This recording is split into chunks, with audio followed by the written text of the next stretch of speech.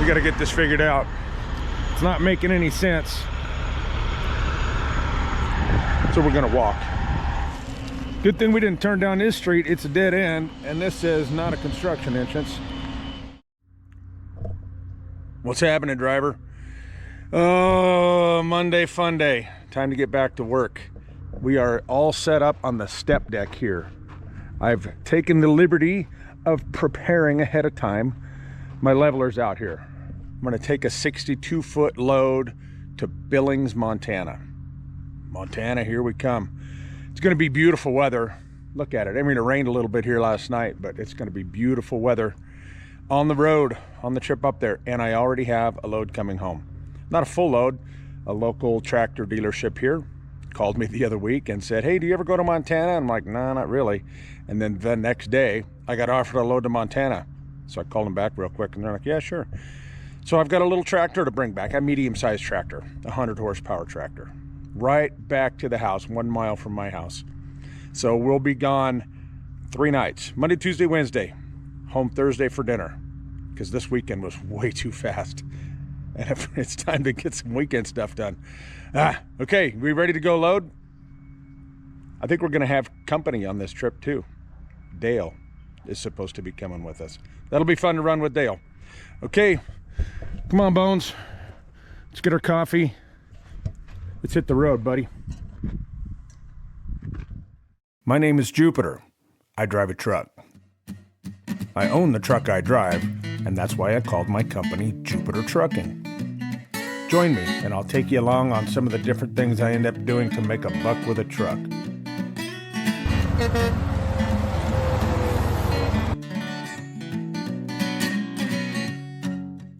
Those are some big ones. I think we're gonna get to see those pretty quick. So these are going to the Portland area. These are giant. They're 10 feet tall and they're 82 feet long. In that neighborhood, 83 feet long. So when they're this tall, obviously you can't ship them on a flatbed, so they will be laid and shipped flat.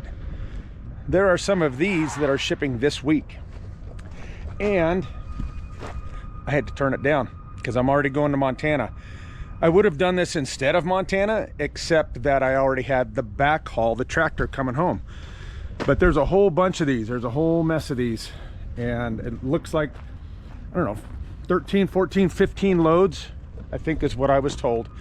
Once again, I've loaned Scott my stretch trailer, and he's gonna be shipping one of these on Wednesday while we're in Montana. Rumor has it, this is probably what we'll be doing next week though. Hot dog. Meanwhile though, Big Red's looking pretty good over here, patiently waiting for his work for today. We're gonna have to adjust Mr. Bones' hand. I just don't think he's gonna make it where he's at. So we will lower his salute here a little bit without making it look too weird. We'll just have to go like that. You good with that, Bones? Don't break anything, okay? All right, we'll try that. I don't know, that doesn't look right. Okay, all loaded up here. I gotta go. There's too many of my friends that want to visit. It's cool, but I'm running late. So let's check the overhang here real quick. Oh, I'm only about 7.5 feet. That ain't bad at all. Bryce is going to Tracy. There's Randy. Randy's going to Salt Lake. You got a camera? That's a camera, man. You're being recorded. You're not on the FBI list or anything, are you? What make is that? What's that? I was last week. You off now? Yeah. You're off. Cool, man. Okay, let's get out of here. Dale's waiting. Been visiting with everyone here. It just takes a lot of time. Let's go. Okay, we're headed out of town. All fueled up and ready to go. We're gonna stop and pick up Dale. Well, we're not gonna stop. We're gonna drive by and pick up Dale. He lives on the north end of town here, and he's just gonna slide on in behind me as I go past. And we're gonna run together. It'll be fun to have Dale along. There he is. Oh man, look at the load he's got on. What a piece of cake. Look look at the load he's got. Man, that's nothing. I got a whopping load. Now that we're loaded and fueled and headed out of town and everything's done, fridge is packed, the timing is actually going to work out exactly right to arrive in Wells, Nevada tonight right at dark. There's no point in running after dark. Tomorrow we've got 10 hours to drive and we'll be at the job site, so it'll be a nice easy day tomorrow. Once you head north out of Wells, there's not a whole lot of choice for parking. I mean, there's a few, but I think the next one's an hour down the road. There's just no reason to push it. And to be honest with you, I don't want to stop and put lights on. So Wells is our plan. We'll be there tonight. There goes Randy. We caught up to him. He's headed to Salt Lake City. And I guess he wants to drive a little faster than me.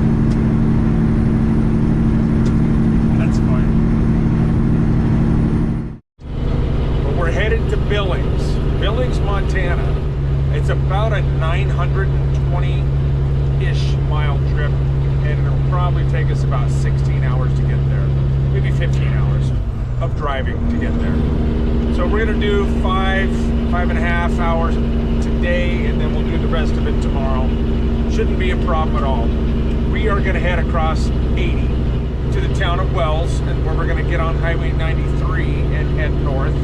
And then we hit Interstate 84, go east to Pocatello, north to Idaho Falls, and then we get on Highway 20 and head up towards Yellowstone.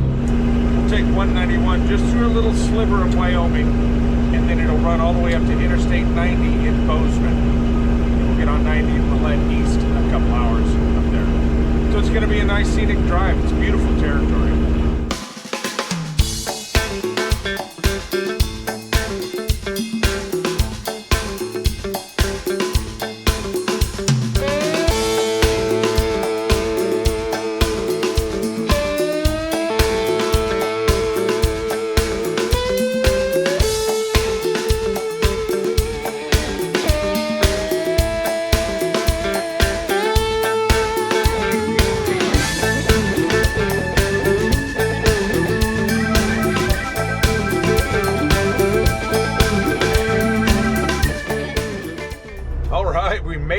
We're here just in the nick of time. You can still see a little bit of light sky above the clouds over there. It's cloudy, so it makes it look a little darker.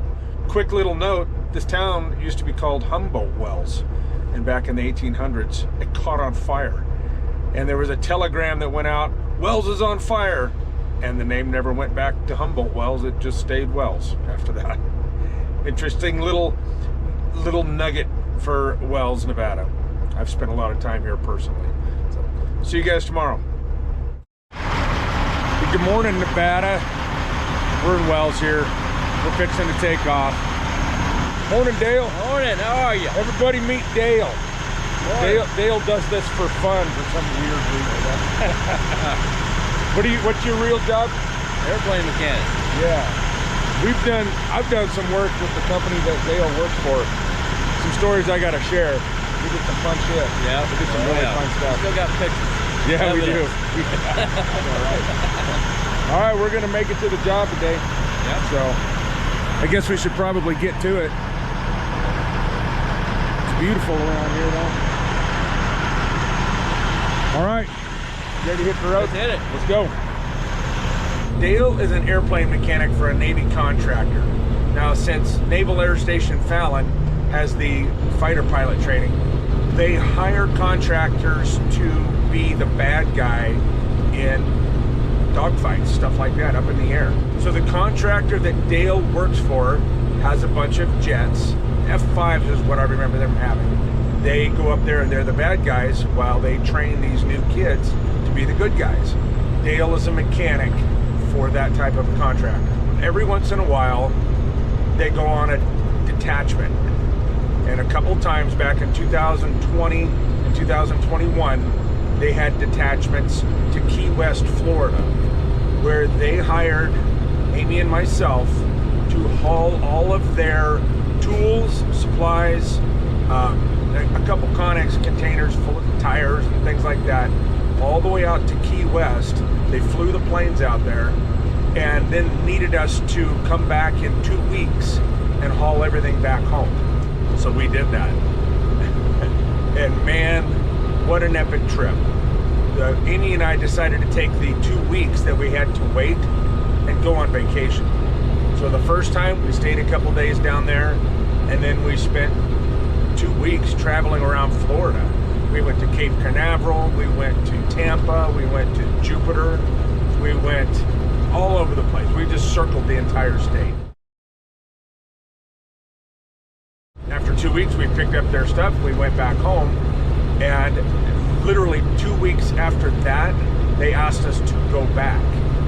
So we went back, and this time we rented a house near Key West, out in the Keys in the town of Marathon, and we stayed in a condo for 2 weeks while they fought and played and practiced.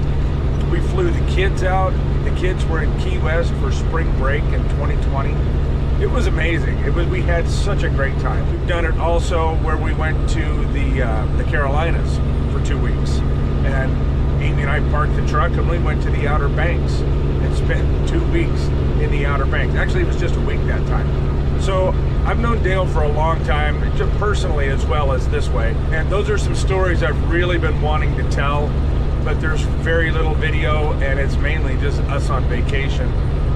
So I've really hesitated on how to tell it and how it would work, but we've got some history. We did some partying in Key West, man.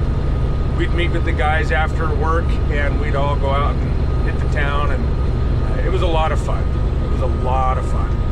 But those days are over. The contract has changed, and the way it all works has changed, and it's not going to happen anymore. I'm really bummed, but life moves on. All right, someday I'll share that story.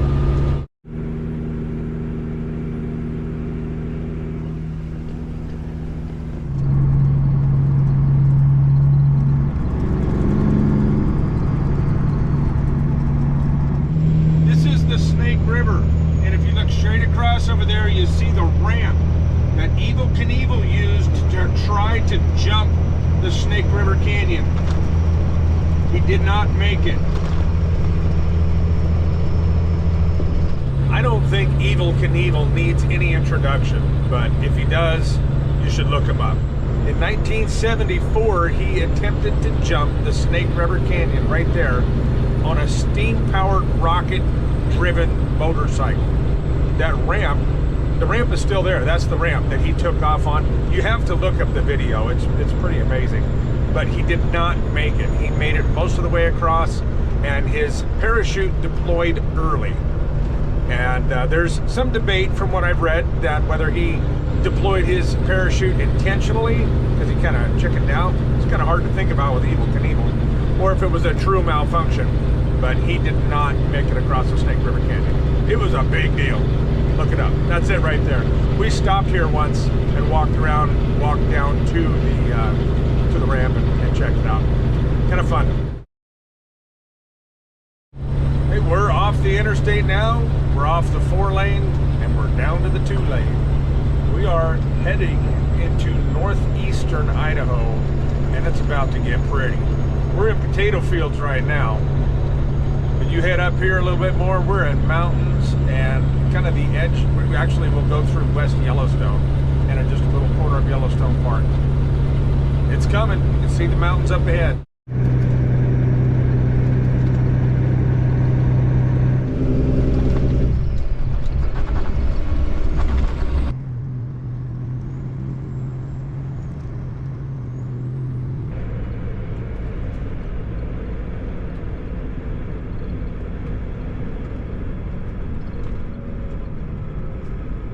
Welcome to Montana.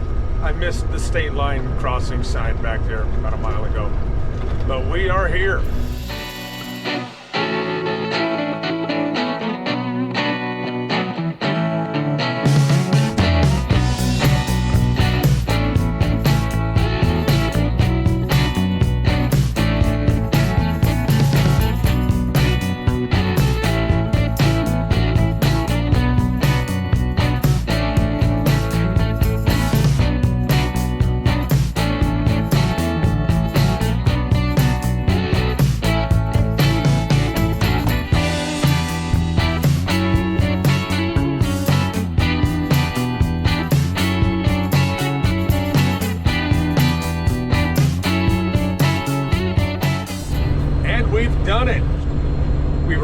in Bozeman, and now we are on the big road, back on the big road.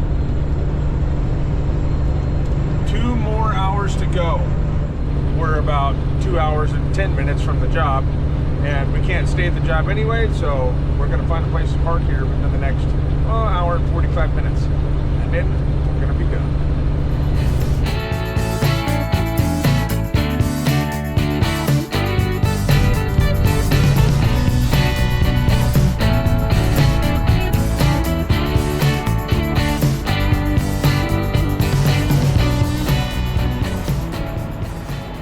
There's a Montana sunset for you.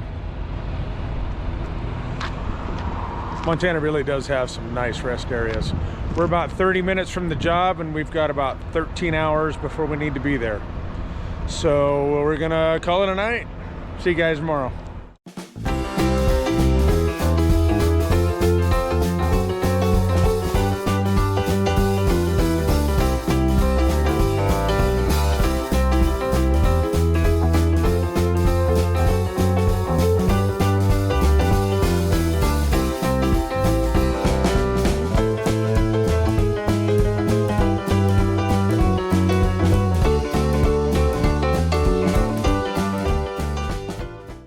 Hey, good morning, Montana. We gotta figure out where this entrance is. We gotta get this figured out. It's not making any sense. So we're gonna walk. So when I called this job site and I asked are there any special instructions? You know, usually you would say something like, well, the entrance is not the address you have. But nobody said that to us. So we're meandering through the neighborhood streets, and finally we're just gonna get out and walk. But I think we're here. But the gate's closed. So let's go find out. Time to start knocking on doors. Good thing we didn't turn down this street. It's a dead end, and this says not a construction entrance. I should have got the drone out and flew it around. So it's looking like that's the entrance over there, where that, kind of by that white pickup. There's no way we're gonna maneuver through this parking lot and get in the gate. Not with all these cars. Big old sign behind this car. Construction entrance. Oh yeah, there's well-marked sign, construction entrance. Perfect. Behind this truck. We're gonna have to back out of here. It looks like if he wants to unload us right here. Yeah. I mean, it'd be. This is gonna be tight right here. Yeah, this is gonna be tight right here. We're gonna take some fence down. So that's where we got to come in at, where that Jeep is. And then all right, Dale spotted another gate that was locked, and the guy said, yeah, we can use this, because otherwise we got to go around all these neighborhoods and dead end streets and get turned around. Come in here, come over there, and unload in the front of the building. Let's do our truck gymnastics. Get on it. It never fails. They're like, yeah, just come on in. Address is fine. Until the entrance is through a parking lot. So we're just sitting here waiting. But I think we got it figured out now.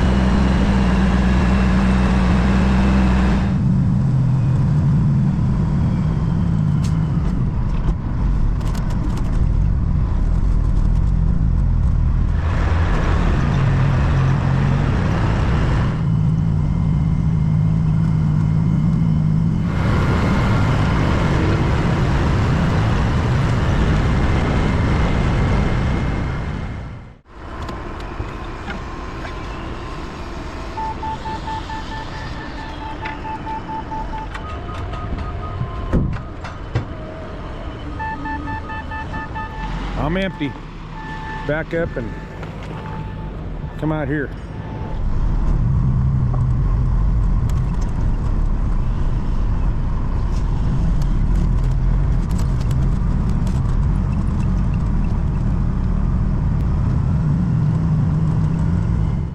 Well, since I'm waiting for Dale and I got room to park here, We're gonna fly the drone around a little bit, check this place out.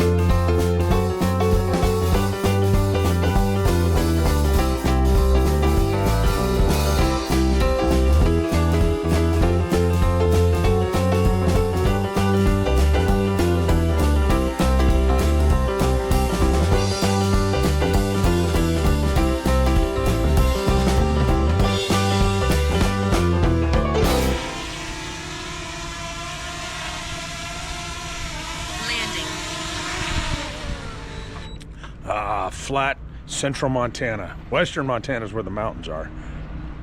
How you doing, Bones? You glad to be out from underneath that? Get a little fresh air on the way home now. Dale's done. Time to hit the road. This job is over. Back on the big road and headed west again. I'm going to the little town of Manhattan, which is just past Bozeman and Belgrade, which is where we actually got on the freeway yesterday afternoon. So I'll be retracing my steps all the way back home. That's fine with me. It'll be fine. You know, so to rate this job site, I kind of struggle with it because it never ceases to amaze me the lack of preparation. You know, I know that we aren't the only trucks that come in there. There's got to be structural steel that's delivered, block, lumber, so that you got to get trucks in and out of there, but they don't seem to have any sort of preparation. I called the day before, I called 2 days ago, and asked, you know, any special instructions.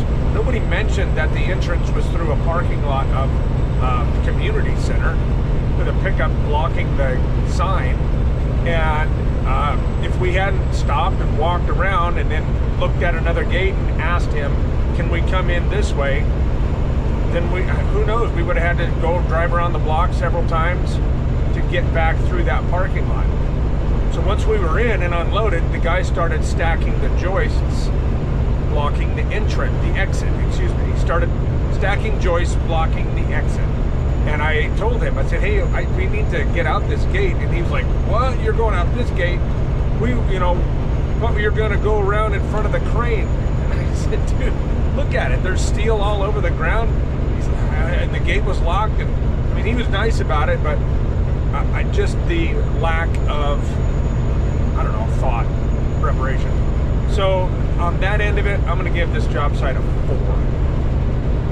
Fine, easy to find enough. It was okay enough to find. You know, having to get out and walk is dumb.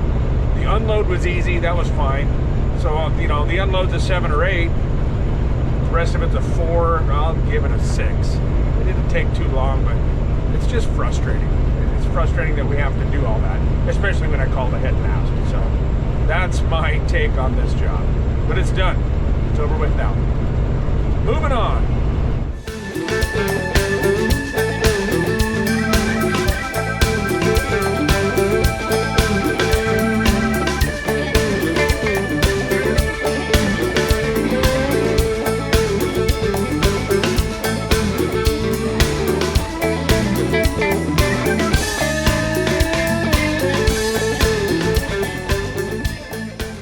This is it. We made it to Manhattan, big city. So I left my ramps out because I wasn't sure if I was gonna need them or not, but I don't. I need to back up to that dock over there, put my ramps away. He's bringing the tractor over right now, and this should be pretty quick. Nice. Okay, time to get back to work.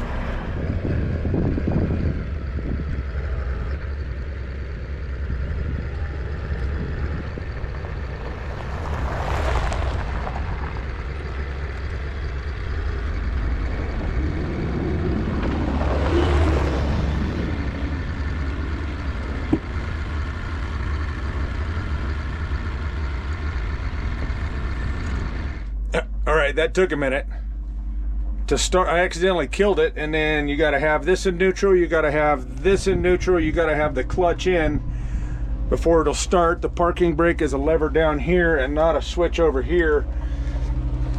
We got it. We're on. Okay. We're all set. I moved it back a couple more feet. It's kind of hard to tell where it was as I was inside placing it on the trailer. Mr. Bones, check. Tight, tight, tight, tight.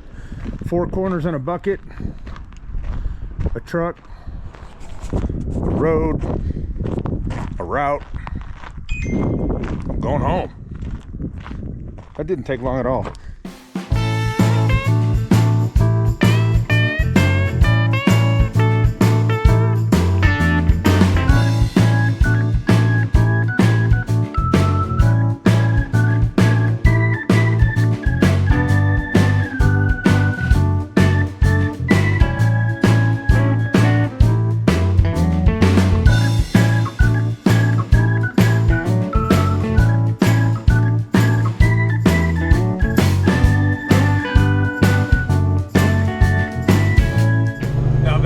Funny. That welcome to Idaho sign is so covered in stickers, you can't even see that it says welcome to Idaho. But that's where we are. Back in Idaho.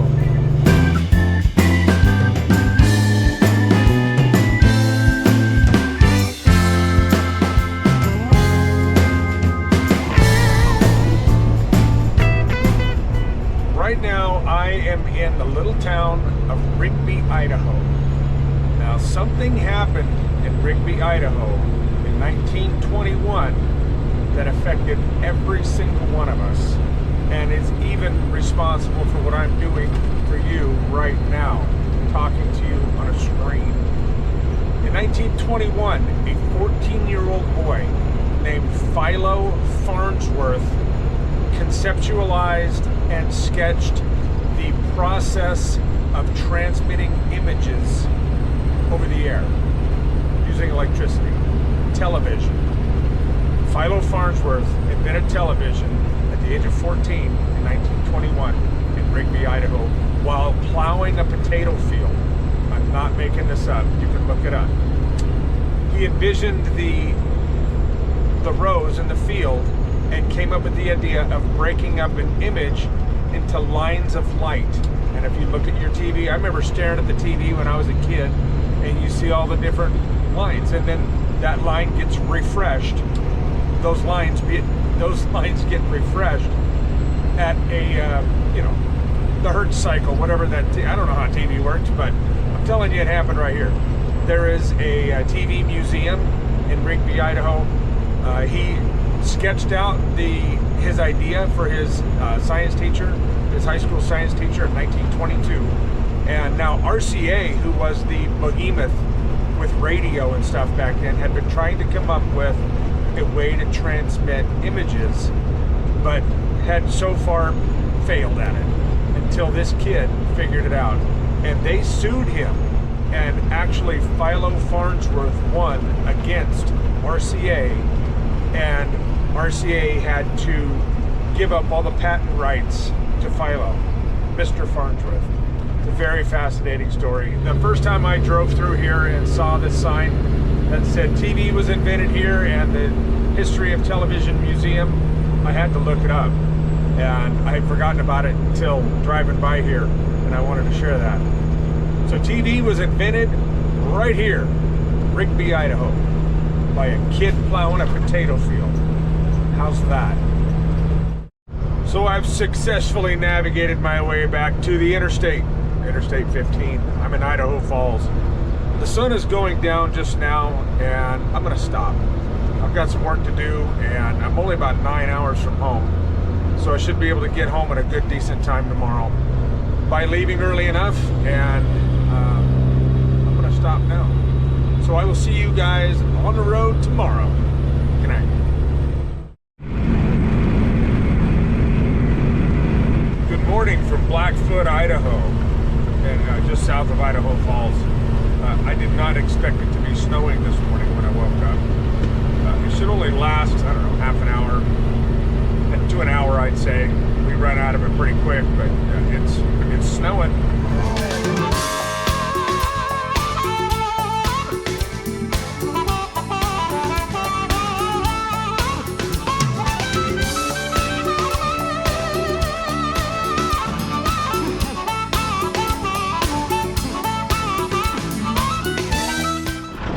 Kind of read my radar map wrong. I'm going to be in this for about half the day. The thing about LED headlights is they do not heat up.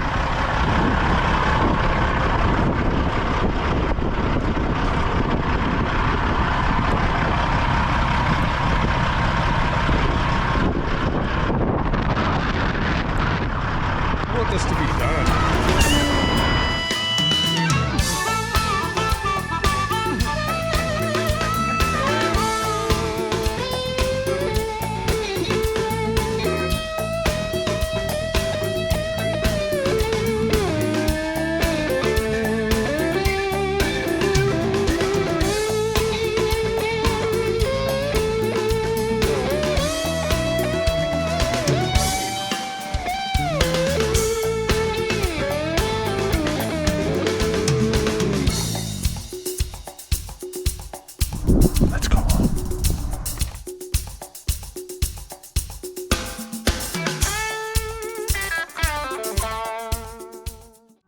We've made it home and it's not snowing, and even the wind calmed down a little bit.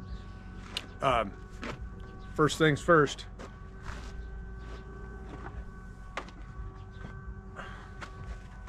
put on the good hat because I'm gonna go in the house. This hasn't been a bad week at all, really. Everything went fine. I did about 1,900 miles in 4 days, which isn't that bad at all, really. I'm just tired. Just for some reason, I've come home tired this time. And I'm gonna keep it short. Hey, if you'd like some merch, check out my website, please. If you guys need some truck parts, check out 4 State Trucks. They've been a great sponsor for me, and I really appreciate all their support. Use the code Jupiter10, and we're back at it again next week. We've got a big one next week. Big, long, wide. In fact, the ones I showed you earlier this week when we were loading over there on Monday, those big, tall, giant ones, that's Monday. It happened. It's gonna happen. There's some big stuff coming up. Big plans for the summer, at least. So stay tuned. Keep it short. Thank you, guys. Have a good weekend. We'll see ya. In the meantime, keep the bugs off your glass and the bears off your ass. Catch you on the flip-flop.